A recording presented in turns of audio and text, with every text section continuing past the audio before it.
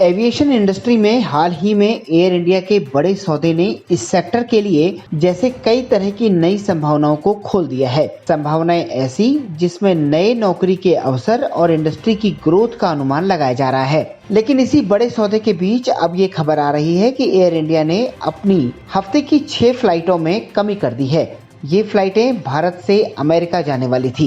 इसके पीछे की जो वजह है वो सभी को सोचने पर मजबूर कर रही है। इन फ्लाइटों को बंद करने के पीछे जो वजह है उसको लेकर कहा जा रहा है कि एयर इंडिया के पास क्रू की कमी है। मीडिया रिपोर्ट के अनुसार ये बात किसी और ने नहीं बल्कि खुद एयर इंडिया के सीईओ कैंपबेल विल्सन ने कही है। उन्होंने कहा कि एयर इंडिया सैन फ्रांसिस्को और न्यूयॉर्क के लिए 3-3 फ्लाइटों में कटौती करने जा रही है। ऐसे में सवाल ये उठता है कि भले ही नए विमानों का ऑर्डर दे दिया गया हो, लेकिन क्या मौजूदा समय में एविएशन इंडस्ट्री में स्टाफ की कमी है जिसका ये इंडस्ट्री सामना कर रही है। एयर इंडिया के सीईओ ने आगे जो बात कही उससे लग तो ऐसा ही रहा है। सीईओ कैंपबेल ने कहा कि एयर इंडिया जल्द ही 100 B777 पायलटों की नियुक्ति करने जा रहा है। उन्होंने कहा कि एयर इंडिया कुल 1700 पायलटों की नियुक्ति करेगा, जिसमें से 140 अप्रवासी होंगे। उन्होंने कहा कि आने वाले 3 से 5 सालों में किसी भी तरह के पायलट की कमी नहीं होगी और अगर कमी होती है तो उसे अप्रवासी पायलटों के पूल से पूरा किया जाएगा। उन्होंने कहा कि एयर इंडिया यात्रियों के अनुभव को सुधारने के लिए बड़े स्तर पर प्रयास कर रहा है। एयर इंडिया ने हाल ही में 470 नए विमान खरीदने को लेकर दुनिया की बड़ी विमान कंपनियों के साथ सौदा किया है। इन विमान कंपनियों में एयरबस और बोइंग जैसी कंपनियां शामिल हैं। इन 470 विमानों के ऑर्डर में से कुछ विमान अगले साल से सर्विस में आ जाएंगे। उन्होंने ये भी बताया कि जो विमान आएंगे उसमें कुछ चौड़ी बॉडी के रेट्रोफिटेड विमान भी शामिल होंगे।